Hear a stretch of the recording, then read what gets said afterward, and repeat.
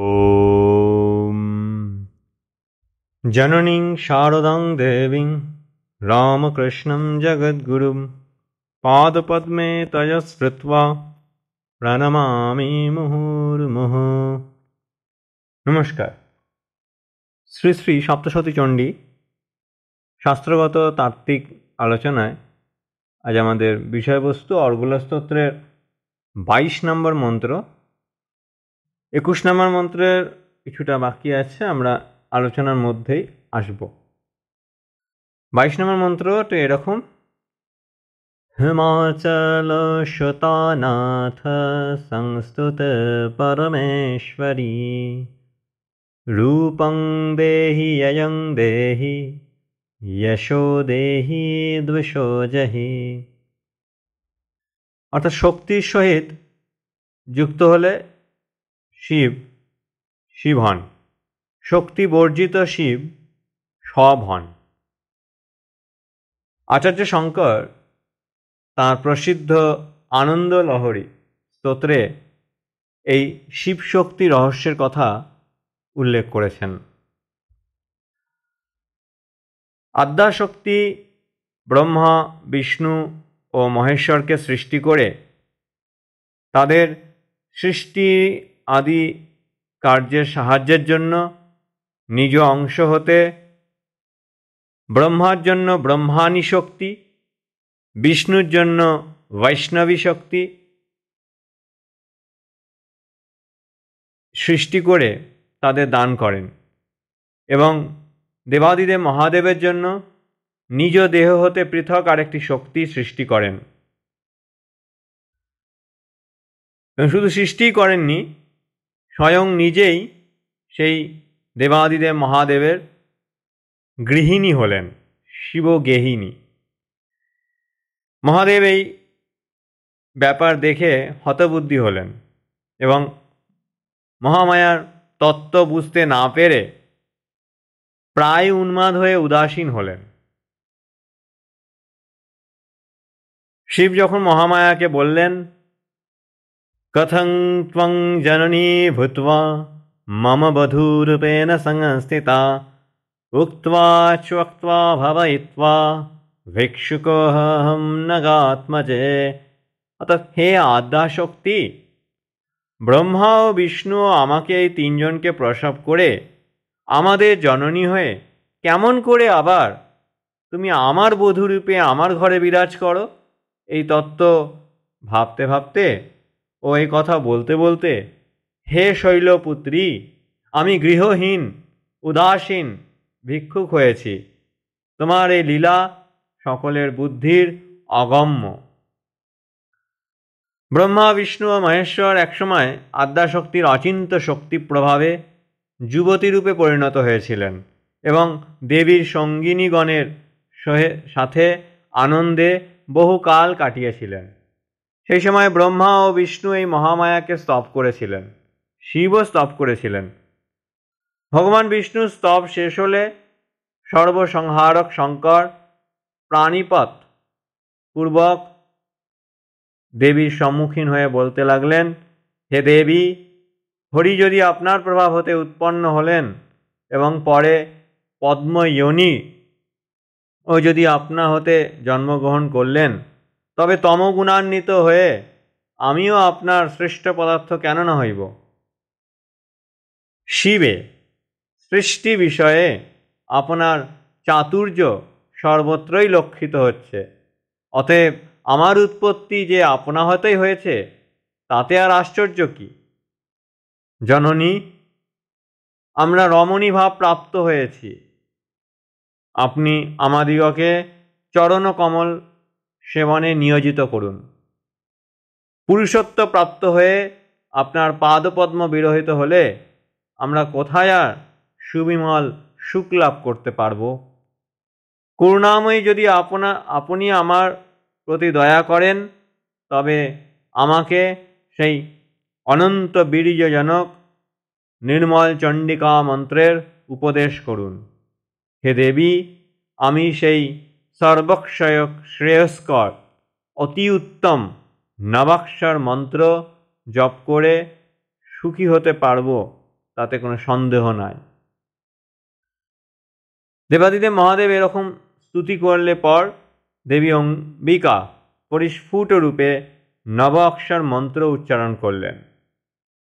মহাদেব তা প্রাপ্তিমাত্রেই পরম আনন্দিত হলেন এবং দেবীর চরণ যুগলে প্রণিপাতপূর্বক সেই স্থানেই অবস্থিতি করে সর্বৈশ্বর্য কামনা পূরণকারী মোক্ষপ্রদ অথচ অনায়াসে উচ্চারণীয় সেই নবাক্ষর বীজ মন্ত্র জপ করতে লাগলেন। শ্রীমদ্ দেবী ভাগবতের তৃতীয় স্কন্ধে পঞ্চম অধ্যায়ে এরকমটাই ব্যক্ত আছে। এই জগতের যে কোনো ব্যক্তি হোক না কেন শক্তিবিহীন হলে কোনো কার্যেই সামর্থ্য হয় না। অধিকার কি বলবো, যদি স্বয়ং দেবাদিদেব সদাশিব সেই কুণ্ডলিনী শক্তি বর্জিত হন তাহলে তিনি শবত্ব প্রাপ্ত হন, অর্থাৎ একেবারে নিষ্ক্রিয় হয়ে পড়েন।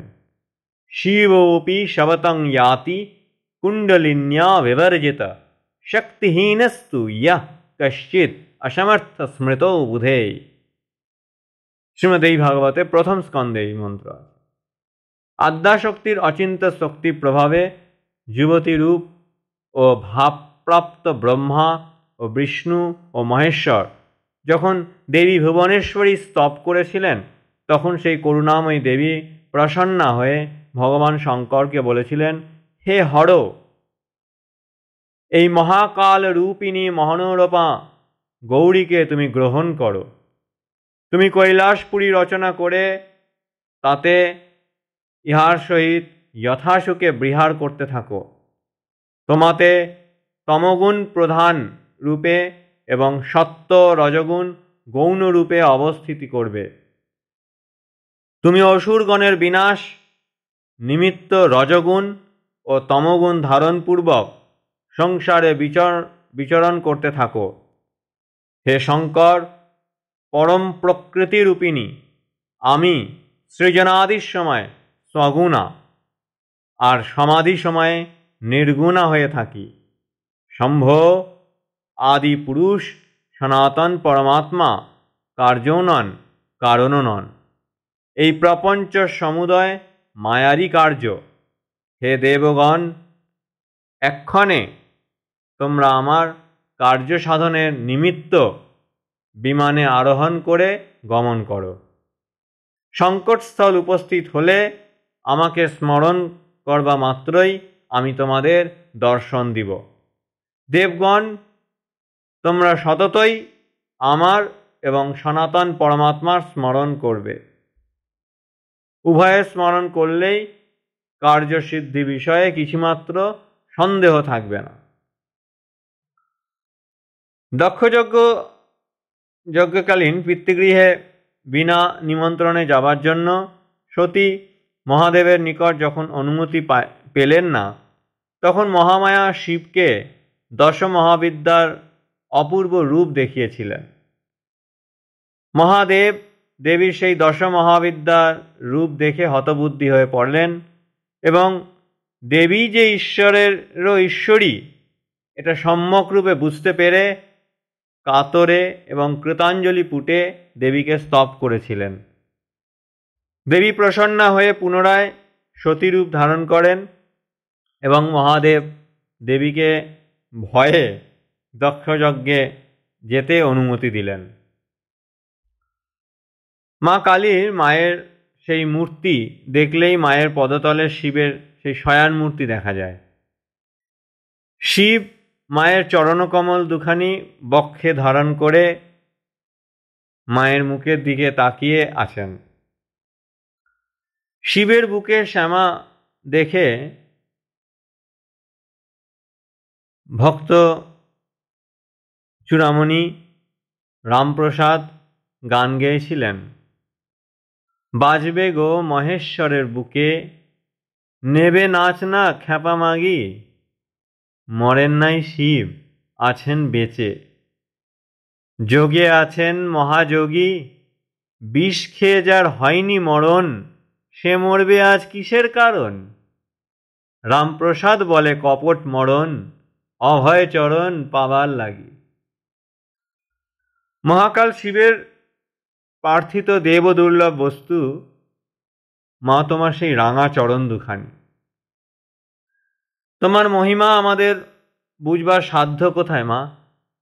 শিব মোহিনী মা, শিব বন্দিতা মা, ভগবান শঙ্করই তোমার মহিমা জেনে তোমার অভয় পদতলে সদাই লুটাইতেছে। মা শিব হৃদি বিহারিণী শ্যামা, আমি কবে ভগবান আশুতোষের মতো তোমার পাদপদ্ম দুখানি আমার জীবনের সার রত্ন, আমার ইহ পরকালের একমাত্র কাম্য বস্তু, আমার সকল পুরুষার্থের শ্রেষ্ঠ পুরুষার্থ, আমার একমাত্র শান্তির নিলয়, আমার পরম বিশ্রান্তি বলে আমার ধারণা হবে। হে মা ব্রহ্মময়ী, জগৎগুরু, তন্ত্রবক্তা ভগবান মহাদেবের প্রতি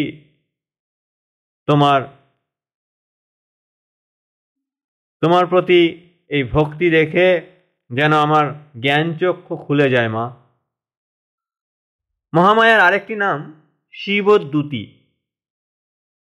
রক্তবীজ বধের পূর্বেই সেই অপরাজিতা চণ্ডিকা শক্তি ধূম্রবর্ণ জটাশালী ঈশানকে বললেন, হে ভগবান, আপনি শুম্ভ নিশুম্ভের নিকট দূত হয়ে গমন করুন। অতি গর্বিত দানব দুজন শুম্ভ ও নিশুম্ভকে ও অন্যান্য যে সকল দানব যুদ্ধের নিমিত্ত সেখানে উপস্থিত আছে বা থাকে, তাদেরকে বলবেন যে ইন্দ্র ত্রৈলোক্য লাভ করুন, দেবগণ পুনর্বার হবি ভোজন করুন, তোমরা যদি জীবন ধারণে ইচ্ছা করো তবে পাতালে গমন করো, আর যদি বলগর্বে তোমরা যুদ্ধের আকাঙ্ক্ষী হও তবে আগমন করো। আমার এই শিবাগণ তোমাদিগের মাংসে তৃপ্তি লাভ করুক। যেহেতু দেবী স্বয়ং দেবাদিদেব মহাদেবকে সেই দূত কর্মে নিযুক্ত করেছিলেন, সেজন্য তিনি কৌশিকী দেহ উৎপন্না দেবী শক্তি এই ভূলোকে শিবদ্যুতি এই খ্যাতিপ্রাপ্ত হলেন। ব্রহ্মা, বিষ্ণু ও মহেশ্বর বিশ্বের ঈশ্বর। মহামায়া এই তিনজন বিশ্বেশ্বরেরও বন্দনীয়। এই তিনজন দেবতার বিশ্বেশ্বর হবার সৌভাগ্য কেমন করে হলো না, তার রহস্যের কথা এই যে এরা তিনজন দেবতা তোমার প্রতি মা তোমার প্রতি ভক্তি বৃণম্য, সেজন্য তারা বিশ্বের আশ্রয় হয়েছেন। মন্ত্রে বলছেন, বিশ্বেশ বন্দ্যা ভবতি ভবন্তি বিশ্বাশ্রয়া ইয়ে ত্বয়ি ভক্তি নম্রা।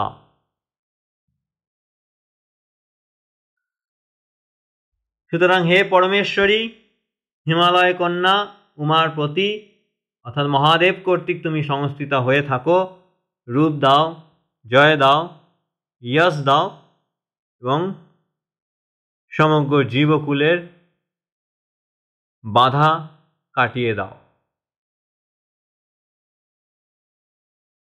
পূর্ব শ্লোকে মন্ত্রে ছিল, কৃষ্ণেন সংস্তুতে দেবী শশদ্ভক্তা সদাম্বিকে রূপং দেহি জয়ং দেহি যশো দেহি দ্বিষো জয়ী।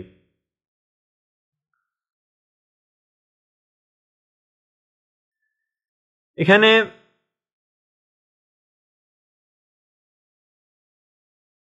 ভগবান বিষ্ণু যখন আদ্যাশক্তিকে স্তব করেছিলেন, মধুকৈটব বধের পর তারা দেবীর প্রদত্ত সেই দিব্য বিমানে চড়ে ঊর্ধ্ব আকাশে গেছিলেন এবং দেবগণ চারদিকে জলরাশিতে ব্যাপ্ত দেখে সৃষ্টিকার্য করতে অসমর্থ জানালে দেবীর কৃপায় তারা সেই বিমানে চড়ে এমন এক স্থানে এসে পড়লেন যে সেখানে জলের মাত্র লেশ নাই। সেই স্থান হচ্ছে দিব্য স্বর্গরাজ্যের মতো। ইন্দ্রাদি দেবগণ ও মেনকাদি অপ্সরাগণ তাতে সুশোভিত। সেই বিমান ক্রমশ বায়ুবেগে ব্রহ্মলোকে উপনীত হল। ব্রহ্মাদি দেবগণ বিস্মিত হয়ে দেখলেন যে সেখানেও আর একজন চতুর্মুখ ব্রহ্মা বিরাজ করছেন, এবং সেখানেও সেই দ্বিতীয় যে ব্রহ্মটা কে এটা তারা স্থির করতে পারলেন না, তারা হতব্রহ্ম হয়ে গেলেন। এমন সময় আদ্যাশক্তির অচিন্ত শক্তি প্রভাবে সেই দিব্য বিমান মুহূর্তের মধ্যে আবার কৈলাস শিখরে এসে উপস্থিত হলো। সেখানে এসেও ব্রহ্মাদি দেবগণ দেখলেন যে 10টা বিশাল বাহুযুক্ত ত্রিনেত্র শার্দুল চর্মধারী পঞ্চবদন যেন আরেকজন দ্বিতীয় কোনো চন্দ্রশেখর ভগবান শম্ভু কার্তিক গণেশকে নিয়ে আসছেন। মাতৃগণ পরিবৃত অপর একটি শঙ্কর মূর্তি দর্শন করে ব্রহ্মাদি 3জন এই দেবতা হতবুদ্ধি হলেন।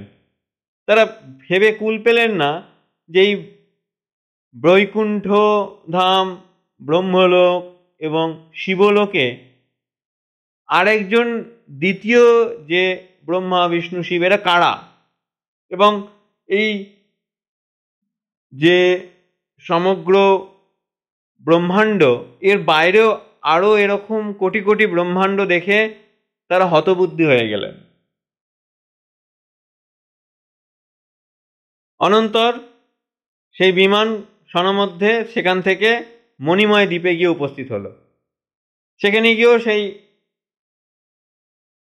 অতি অদৃষ্টপূর্ব রমণীয় দেবীগণে পরিবৃতা ষটকোণাকার মন্ত্ররাজ পরিস্থিতা ভগবতী ভুবনেশ্বরী মূর্তি দেখলেন।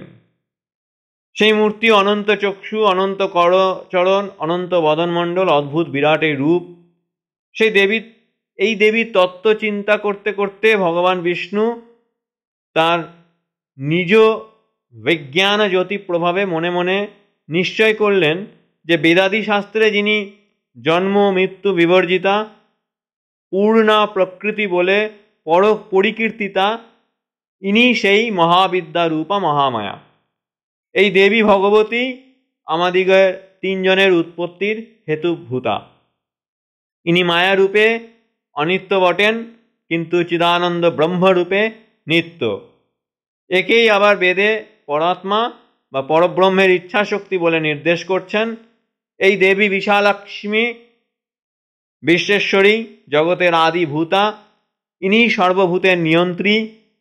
মহাত্মা ঋষিরা একেই সর্বজীবের কল্যাণরূপিণী বেদগর্ভা বলে কীর্তন করে থাকেন। অল্প ভাগ্য ব্যক্তিগণই এর আরাধনায় সমর্থ হতে পারেন। পূর্বে যে আমরা ঘোরতর কঠোর তপক্লেশ সহ্য করেছিলাম, এটা নিশ্চয়ই তারই ফল জানবে। অন্যথা দেবী জগৎ জননী আমাদের এ স্থলে এরকমভাবে এনে সমাদরপূর্বক নিজের স্বরূপ দর্শন কেন করাচ্ছেন? ইনি নিশ্চয়ই সেই মহাদেবী জগৎ অম্বিকা, যাকে আমি প্রলয়প্লাবিত মহার্ণব মধ্যে আমাকেই একটি ক্ষুদ্র বালক মূর্তি করে পরম আহ্লাদ সহকারে দোলাতে দেখেছিলাম। পূর্বে যখন আমি বটপত্রে শয়ন করে সাধারণ বালকের ন্যায় নিজ দক্ষিণ পদাঙ্গুষ্ঠ করে ধারণপূর্বক মুখপদ্মে নিবেশিত করে উহা সংলেহন করতে করতে খেলা করছিলাম, সেই সময় ইনি জননীর ন্যায় সেইরূপ বটপত্রপুটে ক্রীড়ানিরত আমার কোমল অঙ্গ সকলকে নানাবিধ স্বরে গান করতে করতে আমাকে দোলাচ্ছিলেন।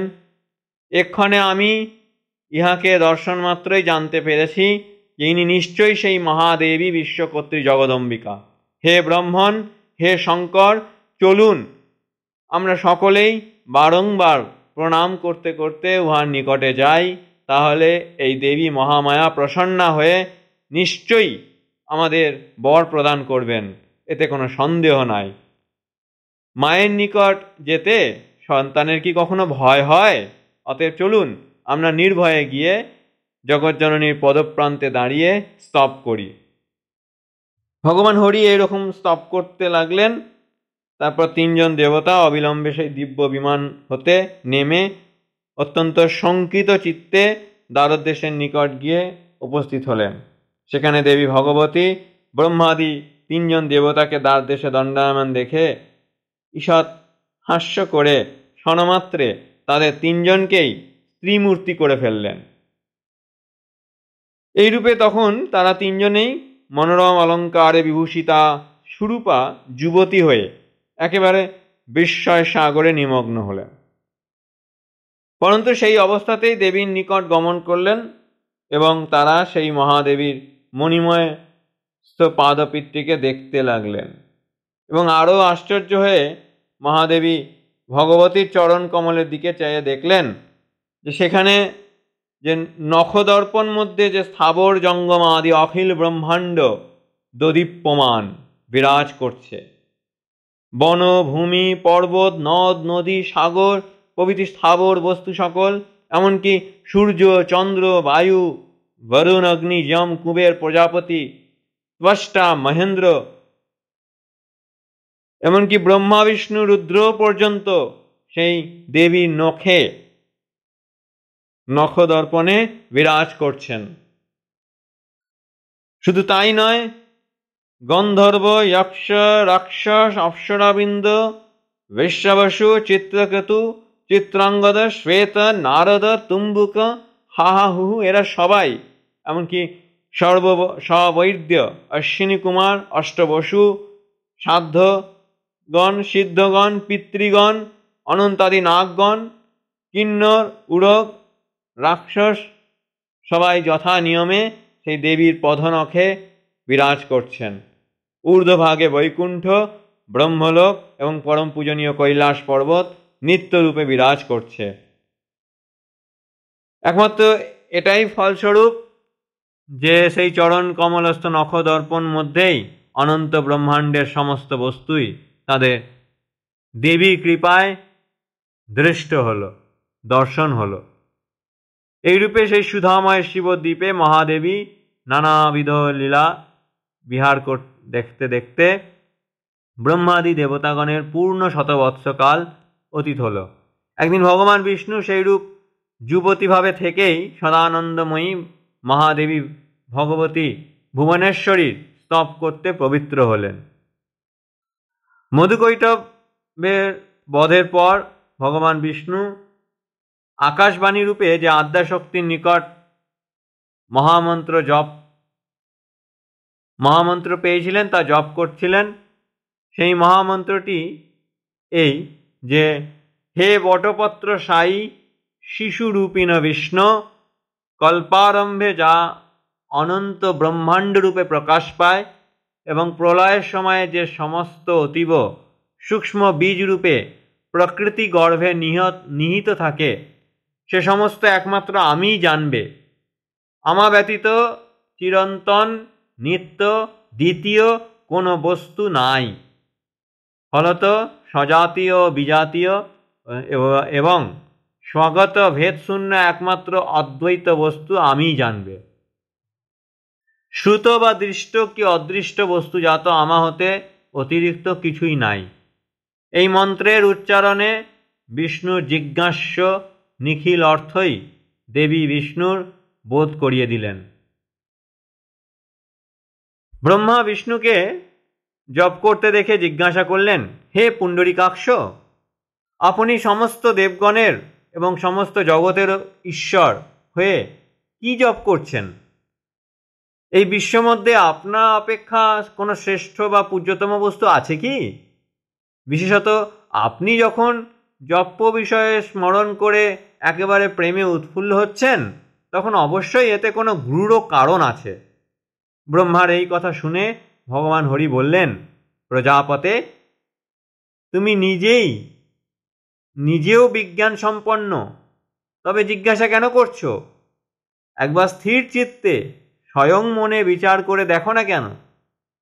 তোমাতে এবং আমাতে যে কার্যকারণ লক্ষণা শক্তি বর্তমান রয়েছেন, তিনি কে? ফল কথা এই যে আমি যার জপ বা স্মরণ করে আনন্দে বিভোর হচ্ছি, তিনি সেই সর্বমঙ্গল স্বরূপিণী ব্রহ্মময়ী দেবী ভগবতী জানবে। সেই নিত্যস্বরূপা পরাশক্তি ব্রহ্মবিদ্যা রূপে বিশুদ্ধ চিত্তে সাধকদিগের মুক্তির হেতুভূত হলেন। আবার মূঢ় মানবগণের সংসার পাশ বন্ধনের কারণও তিনি। চিৎস্বরূপ ব্রহ্ম এবং তার আধারভূত চিৎ শক্তি দুই পদার্থ নয়, একই বস্তু, অভিন্ন। সেই মহাদেবী ভগবতী আকাশবাণী দ্বারা আমায় যা উপদেশ করেছেন তাই ভাগবত শাস্ত্রের বীজ স্বরূপ জানবে। কিন্তু দ্বাপর যুগের প্রথমে নিশ্চয়ই সেই গ্রন্থের বিস্তার হবে। আরেকবার ভগবান বিষ্ণু আদ্যাশক্তি মহামায়া স্তব করেছিলেন। মধুকৈটব ভগবান বাসুদেব তাতে ক্লান্ত হয়ে পড়লেন। পরন্তু মধুকৈটব যুদ্ধে ক্লান্ত হচ্ছে না দেখে তিনি গভীর ধ্যানস্থ হয়ে জানতে পারলেন যে দেবী ভাগবতী মধুকৈটব দিগের কামনা অনুসারে মৃত্যু হবে এইরূপ বর প্রদান করেছেন। সেই জন্য তারা সমরে অর্থাৎ যুদ্ধে ক্লান্ত হচ্ছেন না। তখন ভগবান বিষ্ণু আক্ষেপ করে বলতে লাগলেন, হায়, আমি এতকাল বৃথাই যুদ্ধ করলাম। বড় মদে উন্মত্ত এই দানব দুজন কি জন্য আপনা হতে মৃত্যুবরণ করবে? অতএব এক্ষণে আমি সেই শুভ কামনা প্রদায়িনী আদ্যাশক্তি ব্রহ্মবিদ্যারই শরণাগতি হই। বুঝলাম যে তিনি সর্বতভাবে প্রসন্না না হলে কারও কোনো মনোরথ সিদ্ধ হতে পারে না। ভগবান বিষ্ণু এইরকম চিন্তা করতে করতে দেখলেন সেই যোগ নিদ্রাধিষ্ঠাত্রী দেবতা মঙ্গলময়ী দেবী মনোহর মূর্তি ধারণ করে বিষ্ণুর সম্মুখে গগনমণ্ডলে বিরাজমান হচ্ছেন। তখন ভগবান বিষ্ণু সেই দুর্দান্ত দানবদ্বয়ের বিনাশের জন্য কৃতাঞ্জলি পুটে অভীষ্ট বরদাত্রী ভুবনেশ্বরী স্তব করতে আরম্ভ করলেন, যা শ্রীমদ্ দেবী ভাগবতের প্রথম স্কন্ধে 9 অধ্যায়ে আছে। এখন এরপর আমাদের 3 নম্বর মন্ত্র, 23 নম্বর অর্গলসতে 23 নম্বর মন্ত্রে আসছি। মন্ত্রটি এরূপ: ইন্দ্রাণী প্রতিসদ্ভাব পূজিতে পরমেশ্বরী রূপং দেহি যয়ং দেহি যশো দেহি দুষো জহি।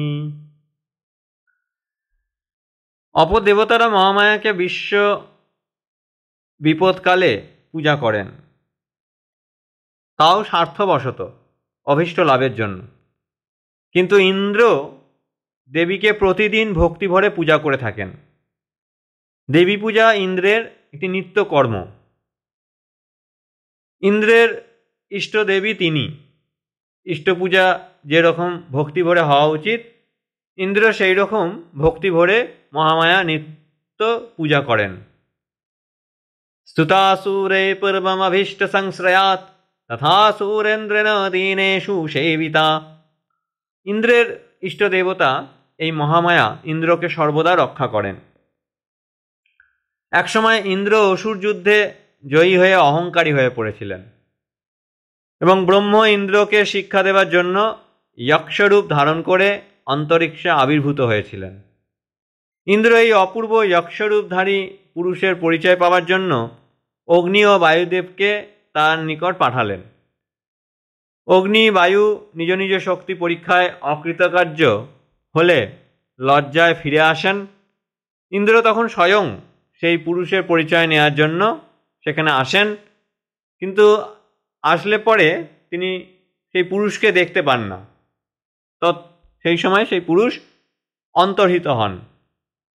ইন্দ্র তখন দুঃখে ও লজ্জায় ম্রিয়মান হন এবং ইষ্টদেবীকে স্মরণ করেন।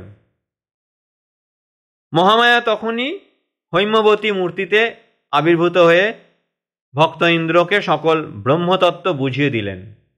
ইন্দ্র মহামায়ার কৃপায় সেই ছদ্মবেশী যক্ষকে ব্রহ্ম বলে বুঝতে পারলেন এবং ব্রহ্মদর্শন ব্রহ্মশক্তির কৃপা সাপেক্ষ এই দিব্য উপাখ্যানটি আমরা কেনোপনিষদে পেয়ে থাকি। এবং ইন্দ্রের সেই অহং নাশ হল। ব্রহ্মা বিষ্ণু ও মহেশ্বর সর্বশ্রেষ্ঠ দেবতাগণ, নির্গুণ ব্রহ্মেশ সগুণ অবতার মূর্তি, সৃষ্টি স্থিতি প্রলয় কর্তা, যখন মহামায়ার বন্দনা করে ধন্য হন, তখন ইন্দ্র দেবতা যে দেবীর পদে ভক্তিতে সর্বদা নত, তাতে আর কি আশ্চর্য আছে। দেবীর দয়ায় ইন্দ্রের ইন্দ্রত্ব বজায় থাকে, সেই জন্য অসুরদের উপদ্রবে ইন্দ্রের ইন্দ্রত্ব যাইলে মহামায়া অবতরণ করেন এবং ইন্দ্রের শত্রুদের বধ করেন। দেবী নিজেই তা তার শ্রীমুখে বলেছেন, ইত্থুং যদা যদা বাধা তনবত্যা ভবিষ্যতি তদা তদাবতীর্যাহম করিষ্যাম অরিসংশয়ম। দেবী প্রতিশ্রুতি জেনে প্রণত দেবগণকে বলছেন, এই প্রকার যখন যখন দানব সমুত্থিত বাধা উপস্থিত হবে, তখনই তখনই আমি অবতীর্ণ হয়ে তোমাদের সকল শত্রু সমূলে নির্মূল করব। আজ এ পর্যন্তই। ওম শান্তি শান্তি শান্তি। হরি ওম তৎসৎ। শ্রীরামকৃষ্ণার্পণমস্তু।